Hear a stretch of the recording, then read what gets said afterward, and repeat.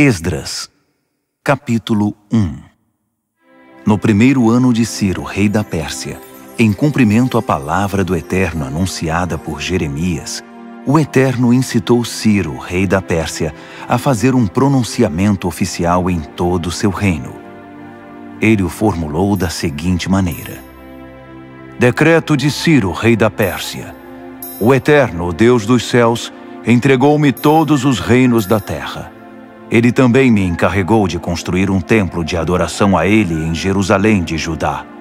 Todos os que pertencem ao povo do Eterno, sintam-se convocados, e que o Eterno, o seu Deus, esteja com vocês. Subam a Jerusalém de Judá e reconstruam o templo do Eterno, o Deus de Israel, o Deus de Jerusalém.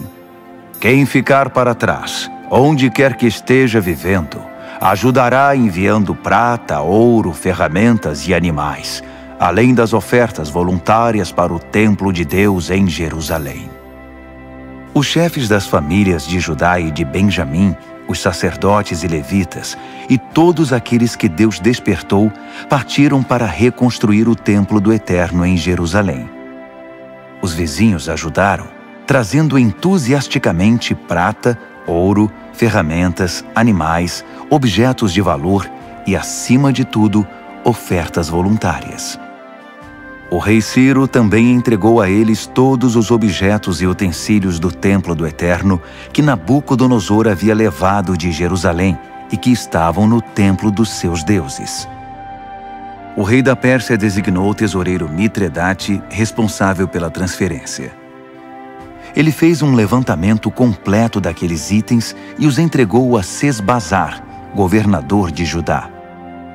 Eis a lista: 30 bacias de ouro, 1000 bacias de prata, 29 panelas de prata, 30 tigelas de ouro, 410 tigelas de ouro de segunda linha, 1000 itens variados. Ao todo, Sesbazar levou consigo 5.400 objetos de ouro e de prata quando voltou com os exilados da Babilônia para Jerusalém. Esdras, capítulo 2. Estes são os habitantes da província que retornaram do cativeiro, os exilados que Nabucodonosor, rei da Babilônia, tinha levado cativo. Eles voltaram para Jerusalém e Judá, cada um para sua cidade. Acompanhavam Zorobabel, Jesua, Neemias, Seraías, Reelaías, Mardoqueu, Bilzã, Mispar, Bigvai, Reum e Baaná. Este é o número dos que retornaram, de acordo com sua família de origem. Parós, 2.172. Cefatias, 372. Ara, 775. Paate Moabe, descendentes de Jesua e Joabe, 2.812. Elão, 1.254. Zatu, 945. Zacai, 760. Bani, 642. Bebai, 623. Asgade, 1.222. Adonicão, 666. Bigvai, 2.056. Adim, 454. Ater, descendentes de Ezequias, 98. Bezai, 323. Jora, 112.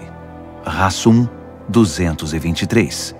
Gibar, 95. Israelitas identificados por lugar de origem: Belém, 123. Netofate, 56. Ananote, 128. Asmavete, 42.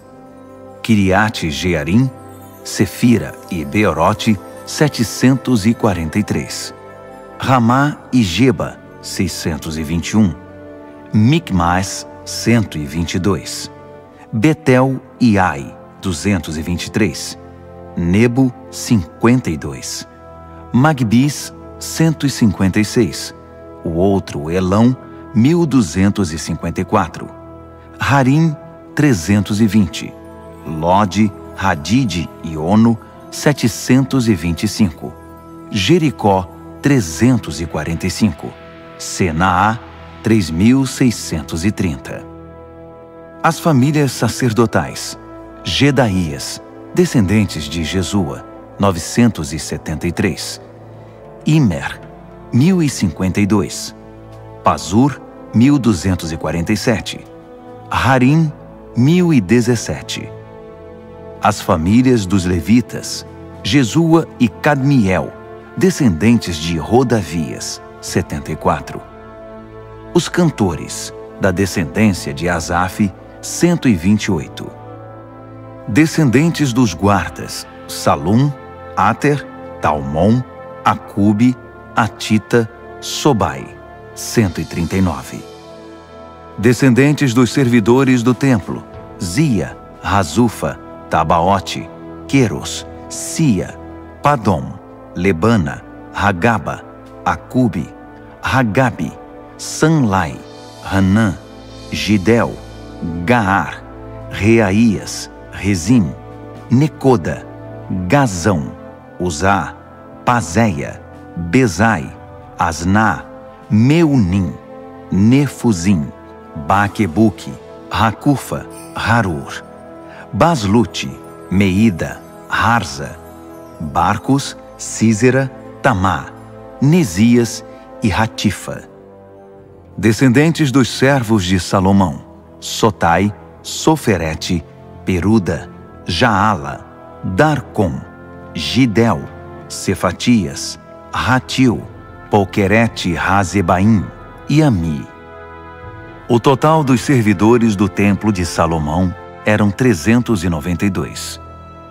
Estes vieram de Tel-Melá, Tel-Harza, Querube, Adã e Imer, mas não puderam provar que eram descendentes dos israelitas: Delaías, Tobias e Necoda, 652. O mesmo aconteceu com os descendentes dos sacerdotes: Rabaías, Racós e Barzilai, que se casou com uma filha de Barzilai de Gileade e era chamado por esse nome. Eles procuraram os registros da família, mas não os encontraram. Por isso foram impedidos de exercer o trabalho de sacerdote e considerados ritualmente impuros. O governador determinou que eles não poderiam comer do alimento sagrado até que um dos sacerdotes definisse a situação deles por meio do Urim e do Tumim. O total dos que voltaram do exílio foi 42.360. Sem contar os escravos, que totalizavam 7.337. Também havia 200 cantores, que possuíam 736 cavalos, 245 mulas, 435 camelos e 6.720 jumentos. Alguns dos chefes das famílias, ao chegarem ao templo do Eterno em Jerusalém, entregaram ofertas voluntárias para a reconstrução do templo de Deus no lugar original. Eles contribuíram para a construção de acordo com suas possibilidades. O resultado: 500 quilos de ouro, 3 toneladas de prata e 100 vestes sacerdotais. Os sacerdotes, os levitas e algumas pessoas do povo estabeleceram-se em Jerusalém. Os cantores, os guardas e os servidores do templo foram para suas cidades de origem. Todos os israelitas encontraram um lugar para morar. Esdras, capítulo 3. No 7º mês, quando os israelitas se estabeleceram em suas cidades, todo o povo se reuniu em Jerusalém. Jesua, filho de Josadaque, com seus parentes sacerdotes, e Zorobabel, filho de Sealtiel, com seus parentes, começaram o trabalho de construção do altar do Deus de Israel para oferecer as ofertas queimadas, conforme a revelação de Moisés, homem de Deus. Apesar de estarem com medo do que os vizinhos não israelitas pudessem fazer, começaram mesmo assim a erguer o altar sobre os alicerces e a apresentar ofertas queimadas de manhã e à tarde. Também celebraram a festa das cabanas conforme prescrito e apresentaram as ofertas queimadas determinadas para cada dia. Também apresentaram as ofertas dos sábados, da lua nova e das festas sagradas, bem como as ofertas voluntárias ao Eterno. Começaram a oferecer as ofertas queimadas ao Eterno no primeiro dia do 7º mês, apesar de não terem sido lançados ainda os alicerces do templo do Eterno.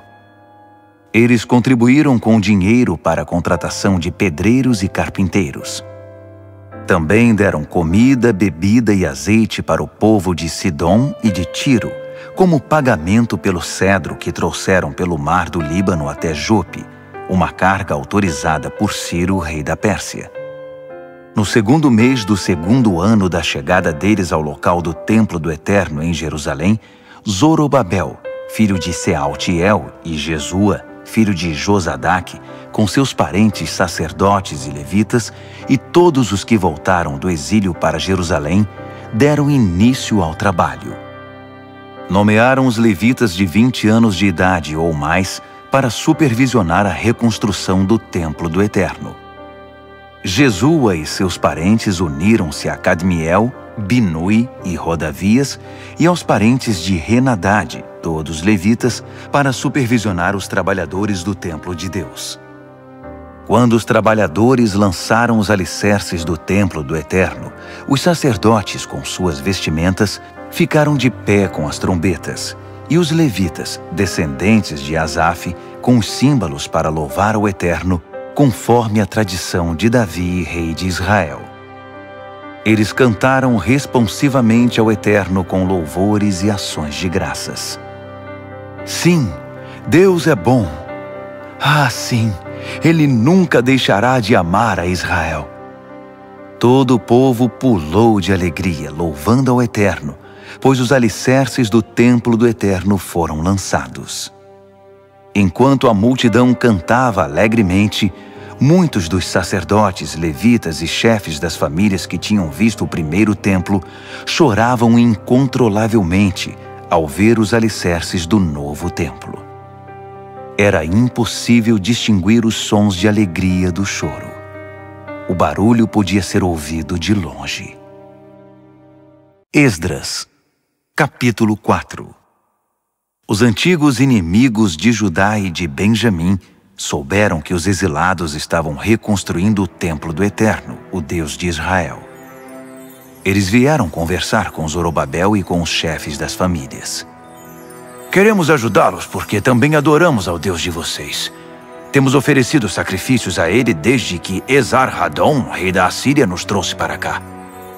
Mas Zorobabel, Jesua e o restante dos chefes das famílias de Israel responderam: de maneira alguma.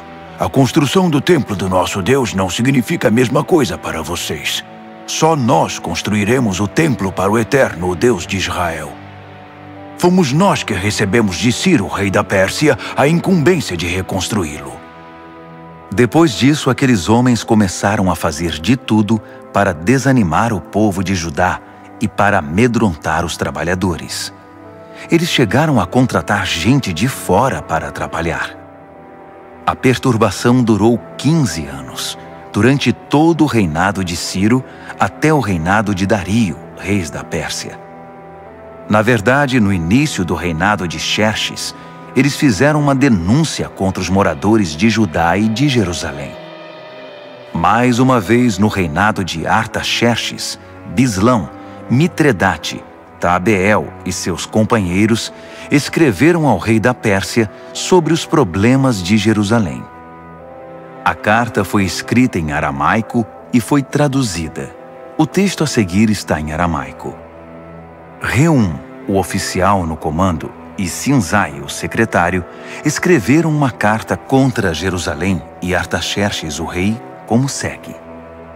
Do comandante Reum e do secretário Sinzai e dos seus companheiros, os juízes e os oficiais, sobre o povo de Trípoli, da Pérsia, de Ereque e da Babilônia, os elamitas de Susã e das demais nações que o poderoso e famoso Assurbanipal deportou e estabeleceu na cidade de Samaria e em outros lugares a oeste do Eufrates. Esta é a cópia da carta que enviaram. Ao rei Artaxerxes, dos seus servos da terra a oeste do Eufrates. Queremos informar o rei que os judeus que partiram daí e chegaram a Jerusalém começaram a reconstruir essa cidade rebelde e má. Estão empenhados em terminar os muros e em reconstruir os alicerces. O rei precisa saber que quando a cidade estiver reconstruída e os muros terminados, os moradores não pagarão mais 1 centavo de tributo, taxas ou impostos. O tesouro real sofrerá com a perda. Somos leais ao rei e não podemos ficar apáticos enquanto o rei é insultado. Daí o interesse em relatar a situação. Sugerimos que o senhor procure nos registros históricos dos seus antepassados e constatará que essa cidade é rebelde, um espinho para qualquer rei ou governador. É um centro de conflitos e revoltas, e isso há muito tempo. Por isso a cidade foi destruída. Queremos que o rei saiba que se a cidade for reconstruída e seus muros restaurados, o Senhor perderá o que tem nas províncias da além do Eufrates. O rei mandou a resposta ao comandante Reum, ao secretário Sinzai e ao restante dos seus companheiros que viviam em Samaria e em outras localidades a oeste do Eufrates. A paz esteja com vocês. A carta que vocês mandaram foi traduzida e lida para mim. Mandei pesquisar os registros e, de fato, foi constatado que essa cidade se revoltou muitas vezes contra os reis. A rebeldia é um hábito antigo ali.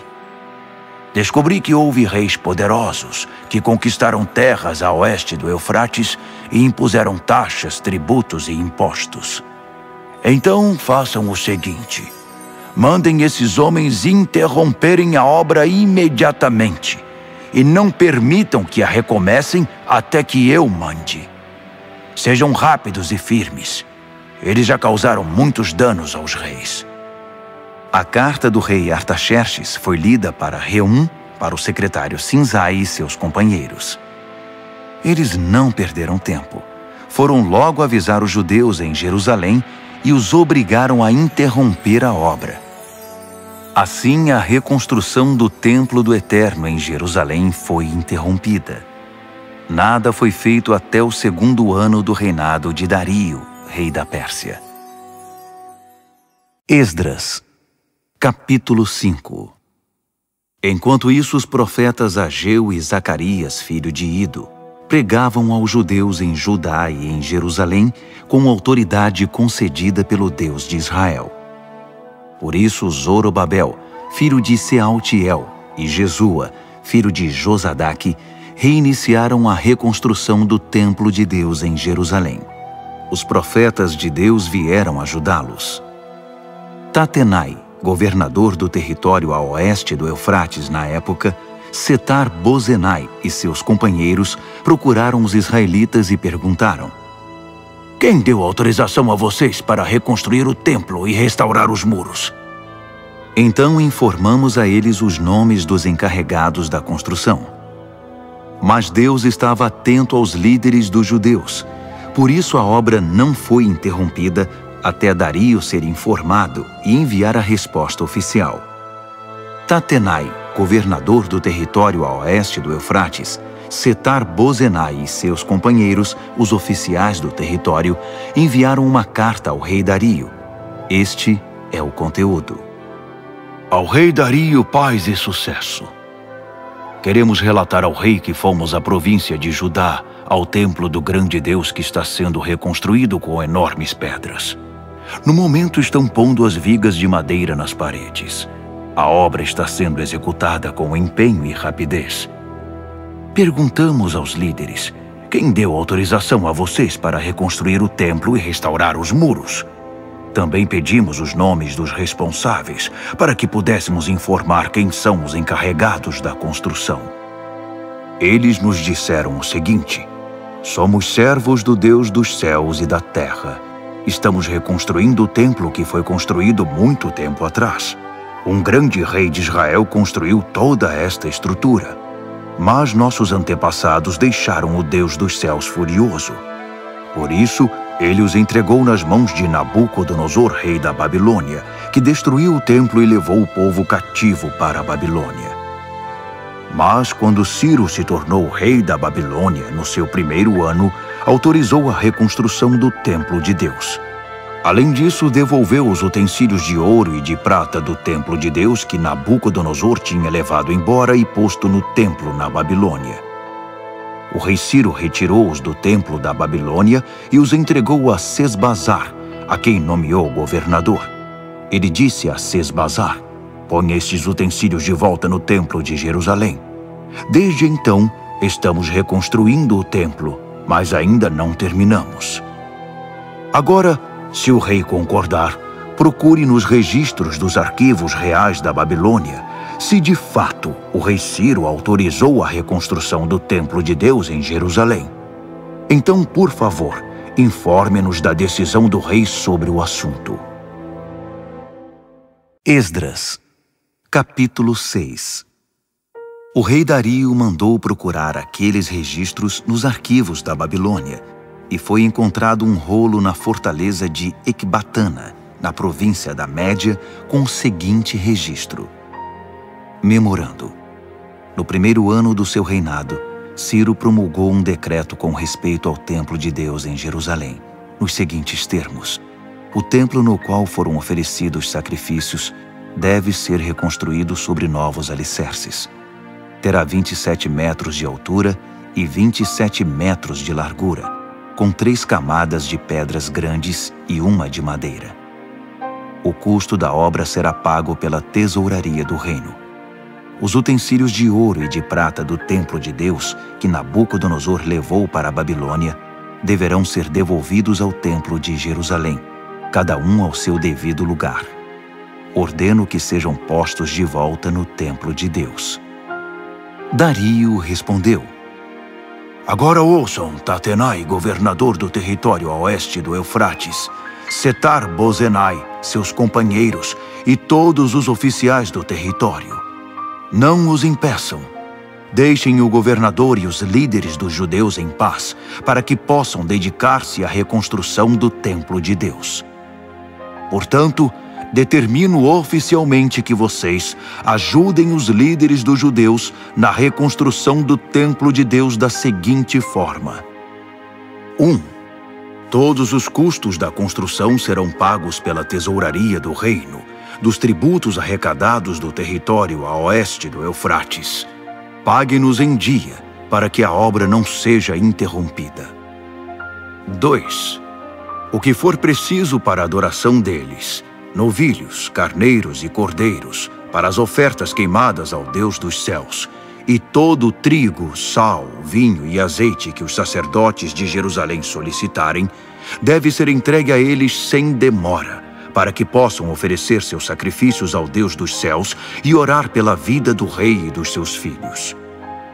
Determino ainda que qualquer um que violar essa ordem seja pendurado numa viga tirada da própria casa do réu, depois que ela for reduzida a um monte de entulho. Que o Deus, cujo nome foi posto naquele local, destrua qualquer rei ou povo que ouse desrespeitar esse decreto e destruir o templo de Deus em Jerusalém. Eu, Dario, o decretei. Executem exatamente como está determinado e rapidamente.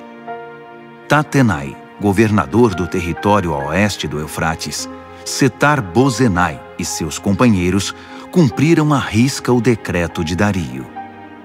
Assim, os líderes dos judeus deram prosseguimento à construção. A obra continuava exatamente como os profetas Ageu e Zacarias, filho de Ido, haviam anunciado. A obra foi terminada sob a ordem do Deus de Israel e a autorização de Ciro, Dario e Artaxerxes, reis da Pérsia. O templo foi concluído no dia 3 do mês de Adar, no 6º ano do reinado do rei Dario. Os israelitas, os sacerdotes, os levitas e o restante dos exilados celebraram entusiasticamente a dedicação do templo de Deus. Para a cerimônia de dedicação, ofereceram 100 novilhos, 200 carneiros e 400 cordeiros. Como oferta de perdão, ofereceram 12 cabritos, um para cada tribo de Israel. Distribuíram os sacerdotes pelos seus turnos e os levitas conforme suas funções no serviço de Deus em Jerusalém, tudo de acordo com o que está escrito no livro de Moisés. No dia 14 do primeiro mês, os exilados celebraram a Páscoa. Todos os sacerdotes e levitas, sem exceção, se consagraram. Estavam todos ritualmente puros, e os levitas ofereceram o cordeiro da Páscoa pelos exilados, por seus companheiros sacerdotes e por si mesmos. Os israelitas que voltaram do exílio e todos os que abandonaram as práticas profanas das nações vizinhas para se unir a eles e buscar o Eterno, o Deus de Israel, participaram da refeição da Páscoa. Os 7 dias da festa dos pães sem fermento foram uma alegre celebração. O Eterno tinha mesmo dado a eles razão para muita alegria, pois havia mudado a mente do rei da Assíria e conquistado para eles seu apoio na construção do templo de Deus, o Deus de Israel. Esdras, capítulo 7. A chegada de Esdras se deu após esses acontecimentos. Foi durante o reinado de Artaxerxes, rei da Pérsia. Esdras era filho de Seraías, filho de Azarias, filho de Ilquias, filho de Salum, filho de Zadoque, filho de Aitube, filho de Amarias, filho de Azarias, filho de Meraiote, filho de Zeraías, filho de Uzi, filho de Buque, filho de Abizua, filho de Finéias, filho de Eleazar, filho de Arão, o sacerdote principal. Esse era Esdras. Ele veio da Babilônia e era profundo conhecedor da revelação de Moisés, dada pelo Eterno, o Deus de Israel. Como a mão do Eterno estava com Esdras, o rei concedeu tudo o que ele havia pedido. Alguns israelitas, os sacerdotes, os levitas, os cantores, os guardas e os servidores do templo o acompanharam na viagem a Jerusalém, no 7º ano do reinado de Artaxerxes. Eles chegaram no 5º mês daquele ano. Esdras tinha saído da Babilônia no 1º dia do 1º mês, e a chegada a Jerusalém aconteceu no 1º dia do 5º mês, sob a direção protetora de Deus. Esdras dedicou-se a estudar e a praticar a revelação de Deus, e a ensinar aos israelitas as verdades contidas no livro. Esta é a carta que o rei Artaxerxes entregou a Esdras, sacerdote e estudioso, mestre em questões relativas aos ensinamentos do Eterno para Israel. Artaxerxes, rei dos reis, ao sacerdote Esdras, estudioso dos mandamentos do Deus do céu. Paz e sucesso. Estabeleço por meio deste decreto que qualquer israelita, cidadão do meu reino, que queira subir a Jerusalém, até mesmo os seus sacerdotes e levitas, estão autorizados a ir. Vocês estão sendo enviados pelo rei e seus 7 conselheiros para verificar como está Judá e Jerusalém em relação à obediência ao ensino do seu Deus, que vocês estão levando em mãos. Vocês também estão autorizados a levar a prata e o ouro que o rei e os seus conselheiros estão doando para o Deus de Israel, que habita em Jerusalém, e a prata e o ouro arrecadados por meio da contribuição generosa de toda a Babilônia, incluindo a do povo e dos sacerdotes, para o templo do seu Deus em Jerusalém. Utilizem esse dinheiro criteriosamente para comprar bois, carneiros, cordeiros e os ingredientes para as ofertas de cereal e de bebida. Depois, ofereçam-nas sobre o altar do templo do seu Deus em Jerusalém. Fiquem à vontade para utilizar o restante da prata e do ouro naquilo que vocês e seus parentes acharem melhor, conforme a vontade do seu Deus. Entreguem ao Deus de Jerusalém os utensílios que foram devolvidos a vocês para o serviço no templo do seu Deus. Se precisarem de mais alguma coisa para o templo, paguem com os recursos da tesouraria do reino. Eu, o rei Artaxerxes, autorizo solenemente e determino a todos os tesoureiros do território a oeste do Eufrates que forneçam ao sacerdote Esdras, o estudioso dos mandamentos do Deus do céu, tudo de que ele precisar, até a quantia de 3,5 toneladas de prata, 100 tonéis de trigo, 10 barris de vinho, 10 barris de azeite e sal à vontade. Tudo que o Deus dos céus exigir para o templo deve ser entregue sem hesitação, porque o rei e seus filhos arriscariam provocar sua ira. Fique claro que ninguém poderá cobrar tributos, taxas ou impostos de nenhum sacerdote, levita, cantor, guarda do templo, servidor do templo ou qualquer trabalhador vinculado ao templo de Deus. Eu o autorizo, Esdras, com a sabedoria que Deus deu a você, a nomear magistrados e juízes para administrar a justiça a todo o povo do território a oeste do Eufrates, que viva de acordo com os mandamentos de Deus. Você tem a missão de ensinar os mandamentos de Deus aos que não os conhecem. Quem não obedecer aos mandamentos do seu Deus e às leis do rei, deve ser imediatamente processado e punido com morte, exílio, multa ou prisão. Bendito seja o Eterno, o Deus de nossos antepassados, que concedeu ao rei o propósito de honrar o templo do Eterno em Jerusalém. Além do mais, Deus fez que o rei e todos os seus conselheiros e oficiais influentes fossem benevolentes para comigo. O Eterno, meu Deus, esteve ao meu lado. Por isso estou pronto para ir. Já organizei a viagem de todos os líderes de Israel que irão me acompanhar. Esdras, capítulo 8. Estes foram os chefes das famílias e os que se alistaram para sair comigo da Babilônia, no reinado do rei Artaxerxes.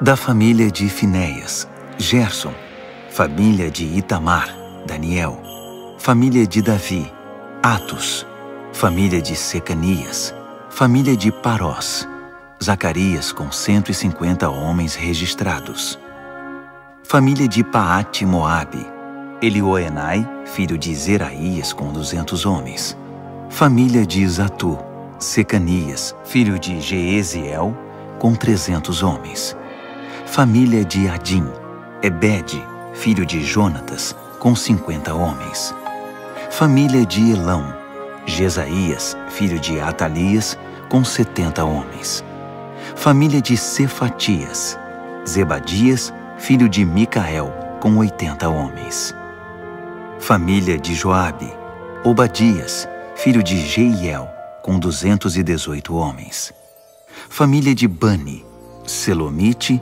filho de Josifias, com 160 homens; família de Bebai, Zacarias, filho de Bebai, com 28 homens; família de Asgade, Joanã, filho de Racatã, com 110 homens; família de Adonicão, trazendo os últimos, Elifelete, Jeuel, Semaías, com 60 homens; família de Bigvai, Utai e Zabude, com 70 homens. Eu os reuni próximo ao canal que desce para Aava. Acampamos ali 3 dias. Descobri que no grupo só havia leigos e sacerdotes, mas nenhum levita. Por isso, mandei chamar os líderes Eliezer, Ariel, Semaías, Eunatã, Jaribe, Eunatã, Natã, Zacarias e Mesulão, e os mestres Joiaribe e Eunatã. Depois, mandei que falassem com Ido, chefe da cidade de Cassifia. Expliquei o que deveriam dizer a Ido e a seus parentes que moram em Cassifia. mande-nos ministros para o templo do nosso Deus. A boa mão de Deus estava conosco. Por isso eles trouxeram um homem sábio da família de Mali, filho de Levi, filho de Israel, que se chamava Serebias. Entre filhos e irmãos vieram 18 homens. Trouxeram também Razabias e Jesaías da família de Merari. Entre filhos e irmãos eram 20 homens. Também vieram 220 servidores do templo, descendentes dos que ministravam no templo que Davi e os oficiais haviam designado para auxiliar os levitas em seu trabalho. Todos foram registrados pelo nome. Perto do canal de Aava, proclamei um jejum, pois era hora de demonstrar humildade diante do nosso Deus e de orar por sua orientação e proteção na viagem, pelas pessoas e pelos bens que estávamos transportando. É que eu tinha ficado sem jeito de pedir uma escolta ao rei contra os assaltos na estrada. Em vez disso, dissemos a ele: o nosso Deus protege todos os que o buscam, mas se desvia daqueles que o abandonam. Assim jejuamos e oramos por nossa viagem, e Deus nos ouviu. Depois escolhi a 12 dos principais sacerdotes, Serebias, Razabias e 10 de seus irmãos, e pesamos a prata, o ouro, os utensílios e as ofertas para o templo do nosso Deus que o rei, os seus conselheiros e todos os israelitas haviam doado. O resultado: 25 toneladas de prata, 100 utensílios de prata no valor de quase 4 toneladas de ouro, 20 tigelas de ouro de 8,5 kg, 2 vasilhas de bronze polido, tão valioso quanto o ouro. Depois da contagem, declarei: vocês e esses utensílios estão consagrados ao Eterno. A prata e o ouro são ofertas voluntárias para o Eterno, o Deus de seus antepassados.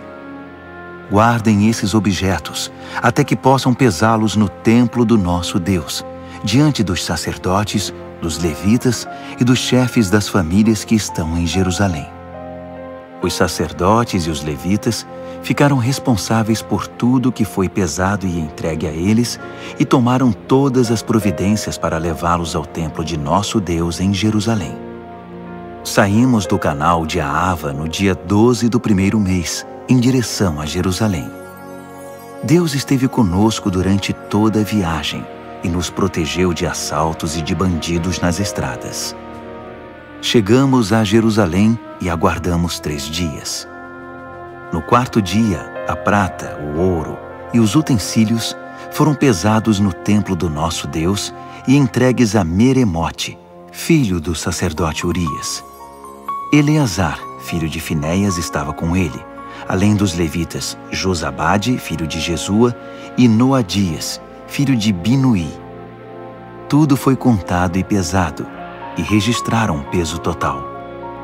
Quando chegaram os exilados, eles ofereceram ofertas queimadas ao Deus de Israel como segue: 12 bois, representando as tribos de Israel, 96 carneiros, 77 cordeiros, 12 cabritos como oferta de perdão. Tudo isso foi oferecido como oferta queimada ao Eterno. Também divulgaram as ordens do rei aos administradores das províncias nomeados no território a oeste do Eufrates, e eles deram todo o apoio ao povo na obra do templo de Deus. Esdras, capítulo 9. Depois de tudo pronto, os líderes vieram conversar comigo.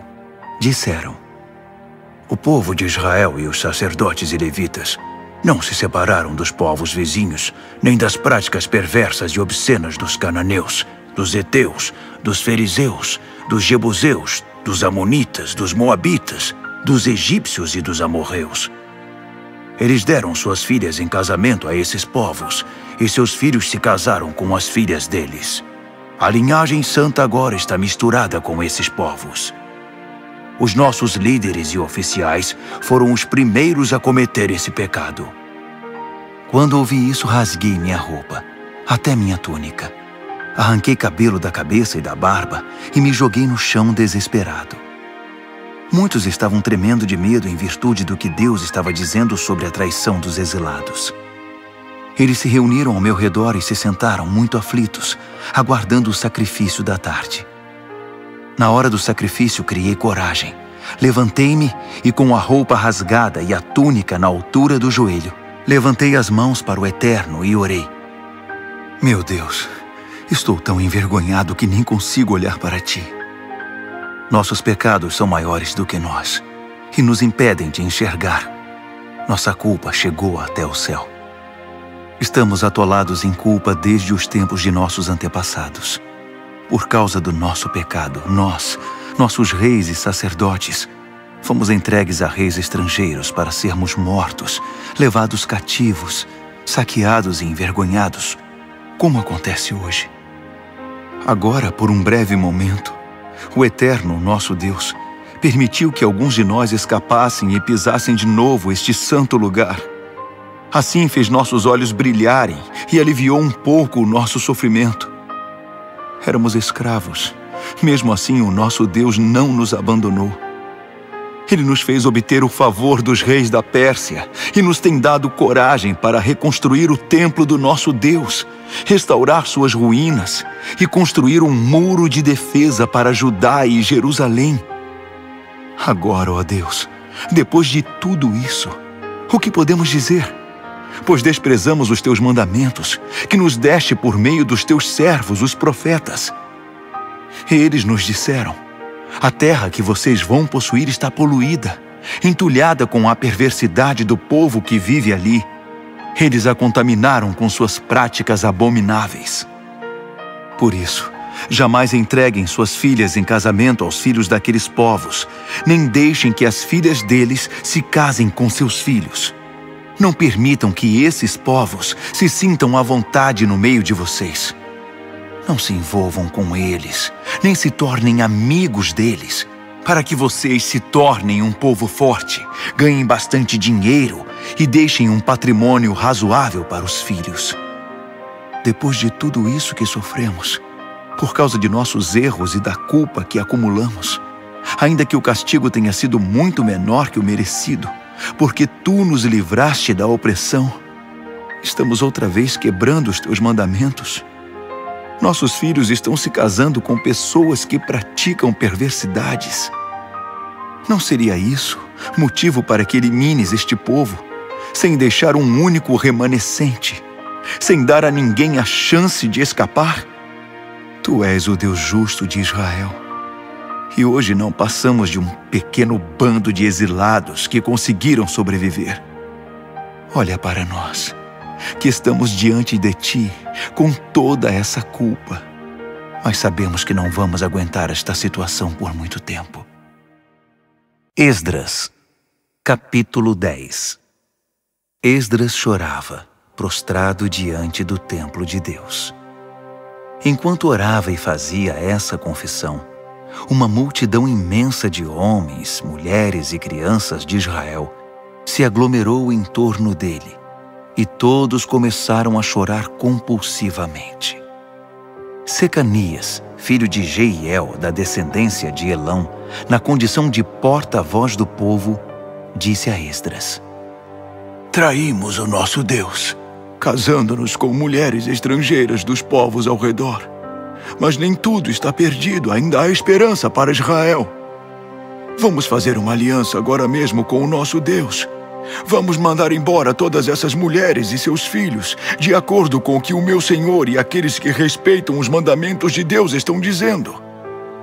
Agora, Esdras, levante-se, tome a iniciativa e nós o apoiaremos. E não volte atrás. Assim Esdras arrancou dos sacerdotes, dos levitas e de todo Israel a promessa solene de acatar a proposta de Secanias. E eles honraram a promessa. Esdras deixou a praça que ficava em frente do templo de Deus e foi para a casa de Joanã, filho de Eliasibe, onde se hospedou. Ele continuou jejuando sem comer nem beber nada e chorando por causa da traição dos exilados. Depois disso, foram enviados mensageiros a todo o território de Judá e por toda Jerusalém, convocando os exilados a se reunirem em Jerusalém. Quem não aparecesse dentro de 3 dias, conforme a decisão dos líderes e das autoridades, teria seus bens confiscados e seria eliminado da comunidade. 3 dias depois, todos os homens de Judá e de Benjamim estavam em Jerusalém. No dia 20 do 9º mês, todos se sentaram na praça em frente do templo de Deus, impacientes, inquietos e ansiosos por causa da relevância do assunto da reunião e porque chovia muito. Finalmente, o sacerdote Esdras levantou-se e declarou: Vocês são traidores! Casaram-se com mulheres estrangeiras e assim aumentaram a culpa de Israel. Agora reconheçam seu erro diante do Eterno, o Deus de seus antepassados, e façam o que ele exige de vocês. Mantenham distância dos povos da terra e separem-se das mulheres estrangeiras. Toda a congregação respondeu a uma só voz: Sim, faremos tudo o que você mandar. Mas havia uma ressalva. Veja bem, tem muita gente aqui e estamos na época da chuva. Você não espera que resolvamos isso agora, debaixo de chuva, não é? Vai ser preciso esperar um pouco, porque foram muitos os que cometeram esse erro. Devemos deixar que nossos líderes decidam pela congregação e que cada homem que vive em nossas cidades e tenha se casado com uma estrangeira compareça aqui numa data determinada, acompanhado das autoridades e dos juízes da cidade. Faremos isso até que o furor da ira do nosso Deus se afaste de nós.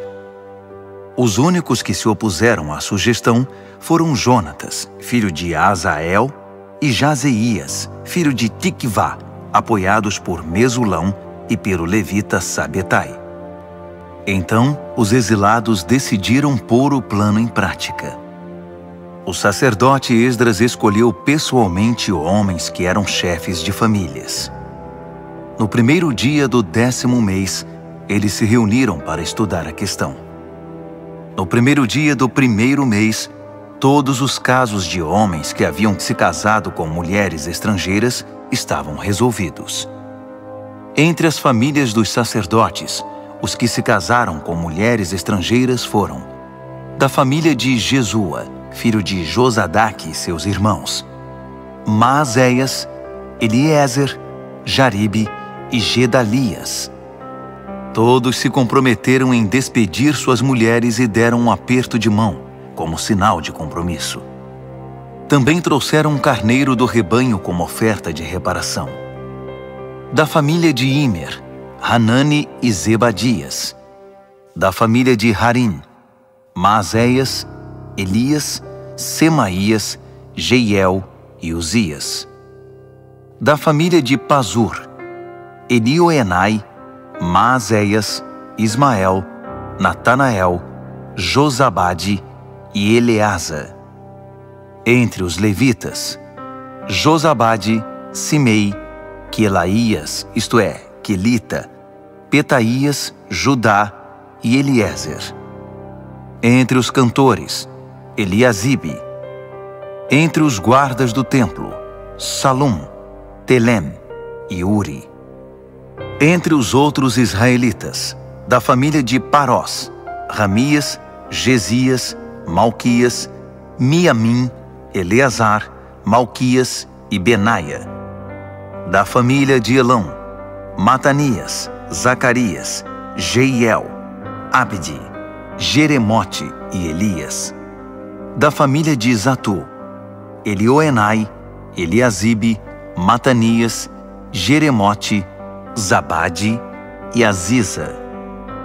Da família de Bebai, Joanã, Hananias, Zabai e Atlai.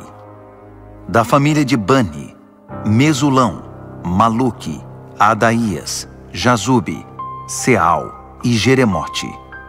Da família de Paate Moabe, Adna, Quelau, Benaia, Maazéias, Matanias, Bezalel, Binui e Manassés. Da família de Harim, Eliezer, Isias, Malquias, Semaías, Simeão, Benjamim, Maluque e Semarias. Da família de Hassum: Matenai, Matatá, Zabade, Elifelete, Jeremai, Manassés e Simei. Da família de Bani: Maadai, Anrão, Uel, Benaia, Bedias, Queluí, Vânias, Meremote, Eliasibe, Matanias, Matenai e Jaazai. Da família de Binui: Simei, Selemias, Natã, Adaías, Macnadbai, Sazai, Sarai, Azarreel, Selemias, Semarias, Salum, Amarias e José. Da família de Nebo: Jeiel, Matitias, Zabade, Zebina, Jadai, Joel e Benaia. Todos esses se casaram com mulheres estrangeiras, e alguns deles tiveram filhos com elas.